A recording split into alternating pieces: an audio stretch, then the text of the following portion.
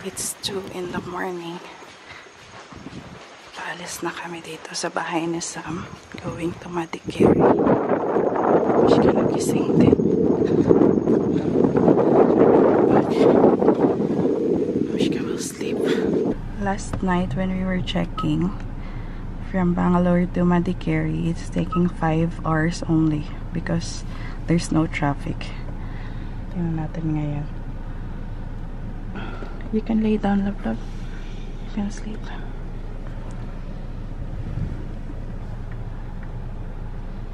Let's see. 6 hours. So 4 hours. Kasi walang traffic. By bus, it took us like 6.5 hours or 7 hours. Now it's only saying 4 hours.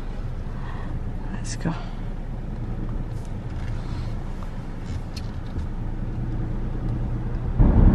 Perfect talaga pag ganitong mga oras magbabiyahe kasi konti lang yung sasakyan. Now it's only saying 3 hours and 51 minutes yung kailangan naming biyahiin. So it's the best time. Kahit medyo maaga nga lang kailangan mong gumising.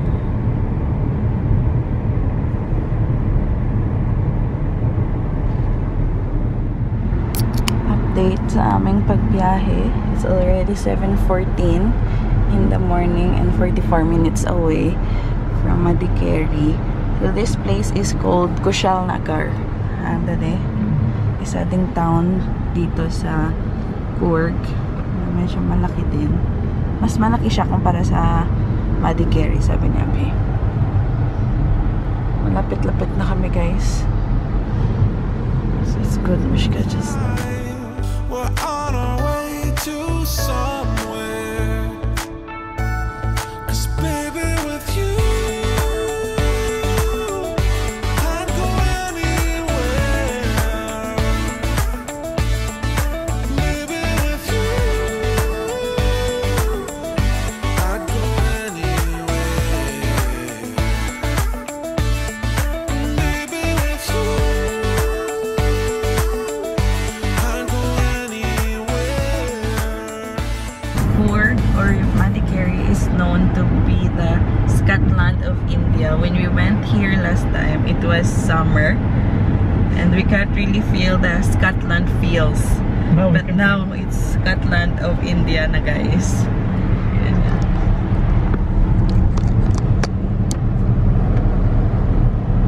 We are 6 minutes away from Madikeri town. And foggy because it's raining. Most of the time it will be drizzling only. Ganito daw palagi yung weather. Or more. But rain will be like this. There is a little bit common. So it's living up to its name. Scotland of India. They say that now these like past few years it is little less. Earlier like 10 years, 15 years It's back. more. Maybe like 7-8 months it was peak only. Climate change. Wow. So foggy.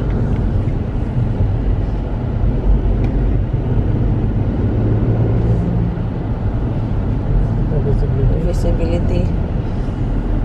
Hindi mo makikita sa unahan.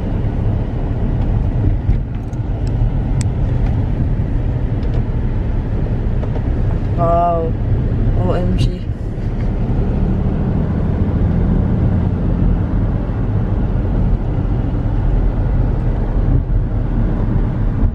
Nasa tuktok talaga kami eh. We're at the top of the mountains naman, no, Daddy? Mountain top. This is the one.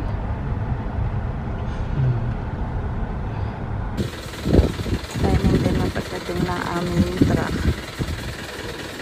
Ito yung bahay, guys. Parang maliit siya na apartment din. Ito.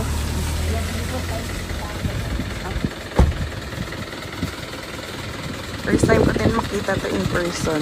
Sa video ko lang to nakita.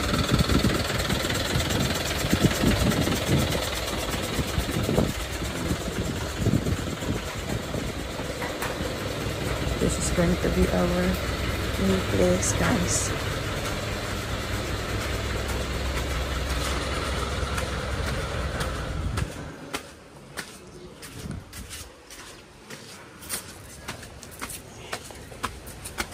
This house. Yeah, this house.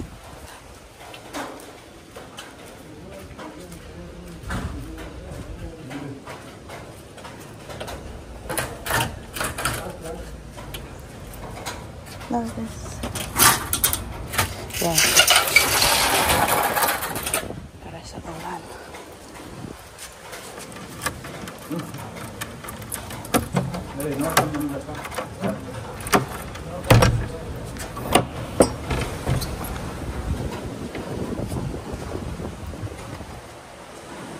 This is it, guys. Our new place. Ano naman yung hangin. So this is the living area.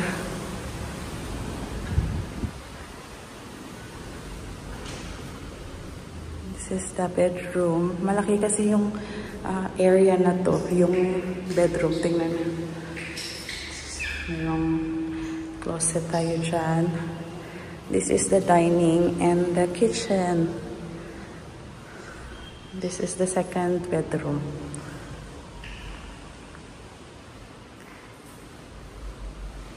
Meron din pala ano dito. Toilet. Akala namin walang toilet. Akala namin isa lang yung toilet dito. Wala pang lights. But it's good that we have toilet here. Ay, nice din. Akala namin yung sa labas lang, sa kusina. Kasi sabi ni Abhi, isa lang daw yung toilet. So, this is the kitchen. And ito yung toilet. Ang laki niya, guys.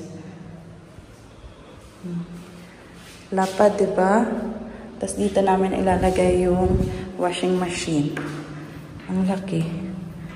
Diba? We were so lucky that we got this kind of place. Meron kaming hand wash basin dyan. And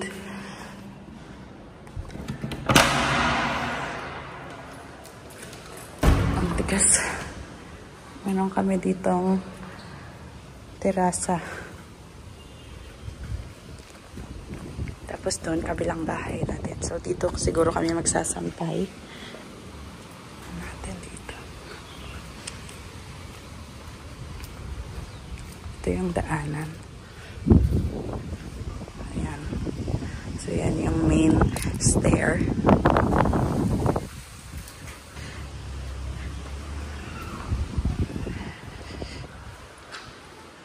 Hindi ito bagong pintura, pero tingnan nyo, ang linis pa. And it's okay din na hindi nila pininturahan sa pagdating namin ngayon para pag alis namin, hindi namin kailangan magbayad for the painting charges. Parang ito lang siguro yun. Nagmo-moist kasi ang lamig dito. Pero okay na din, guys. Ito yung sabi ni Abhi na dapat secure yung aming kurtina dito kasi daanan din siya papunta sa second floor. Oops. Kabilang bahay na dyan sa kabila. Ito pa yung aming bedroom. Tapos yan sa kabila, another tenant na. Mishi, this is our new house. It's good. It's clean. Diba? Ang laki ng living area. It's a good thing. Where do you want to sleep? Huh? Daddy, there is a toilet there, Han. It's good na. Oo, hindi niya alam. Sige. Mayroong toilet. It's good. Actually, they were leaving Vienna, so that's why I have not come inside. Yeah. It's good. We have to put our lights. Yeah, it's okay. It's okay. So that we don't need to pay also when we leave.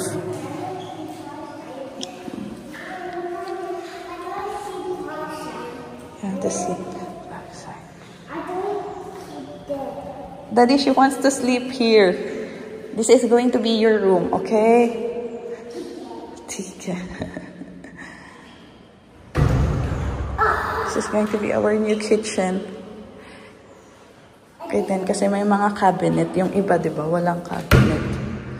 We just have to clean this.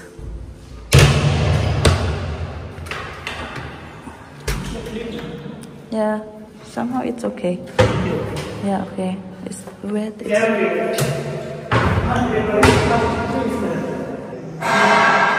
can it fit? Yeah. Yeah, it would fit. Like this. Yeah. You can have your Table here. I can put my table here. And it's good also that we are just on the first floor. Near the charging point. I said hello, Ayako. You said hello to the apple. Now we'll have to fix our house. Are you happy with our new What house? is that noise? Yeah, it's mommy's voice. Nag-echo yung boses pala na.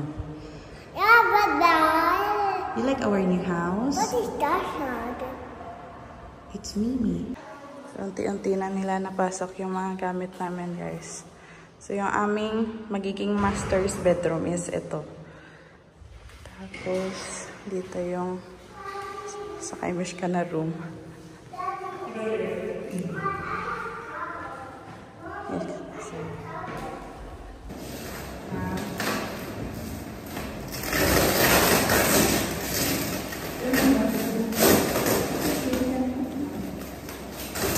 I was starting to think about that.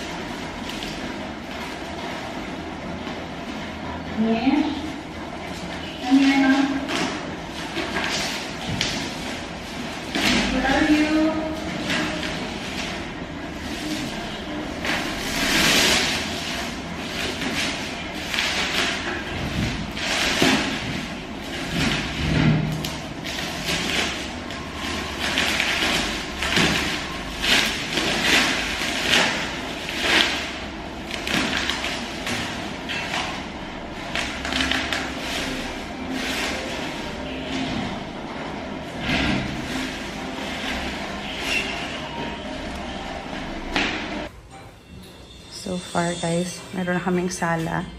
Yung mga boxes, hinihintay ko pa na matapos sila lahat para mabilang ko kasi we have 34 boxes mula dun sa Bangalore. So, bibilangin ko muna bago ko isa-isahin na buksan. Isa sa pinakamabigat. Yung steel cupboard.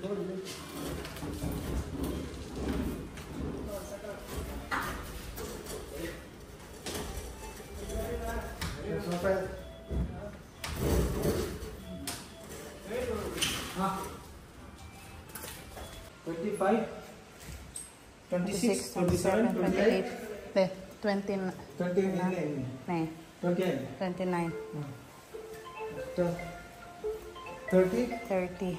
31, 32. Ah, Hello. okay.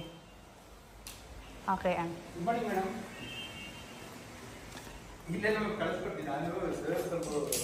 Thirty-two, this one also 33. After that last one, last year packed 33 boxes. Okay. Veda, Tignan nyo yung aking mga plants, guys. I don't think yung iba makaka-survive nito.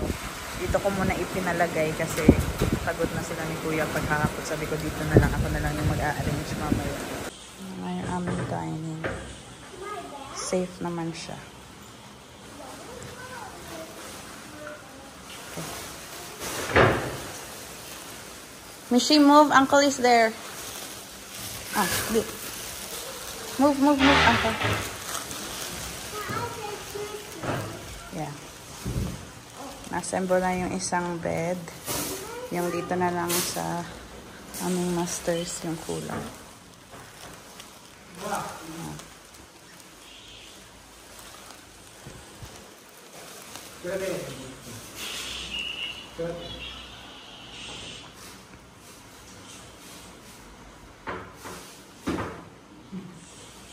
Hindi ko mag-grab kaya ito.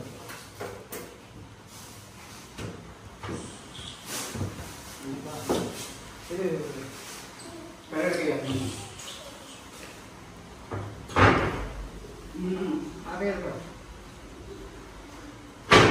Okay.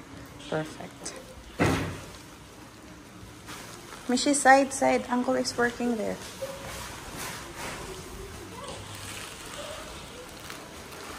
So, welcome to our new house. Nakaalis na yung mga movers and packers.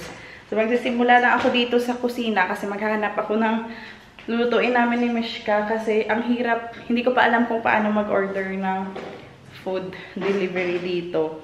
So, hinahanap ko yung aming oats, tapos yung aming water heater para mag-oats na lang muna kami ni Mishka. Iniisip ko pa lang.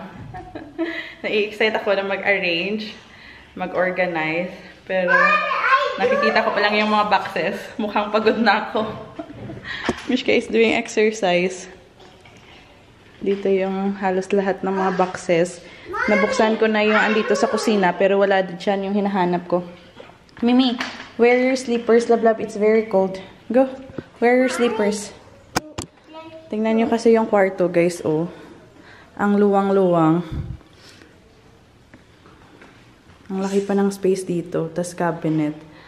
Ito yung isa sa the best na feature nitong bahay. Ito hindi siya ganon ka modern na modern talaga. Ito naman yung master's bedroom. Laki yan. Hoy! Come on. Alam, Mimi, it's cold pala. Alam, Mishi. Ang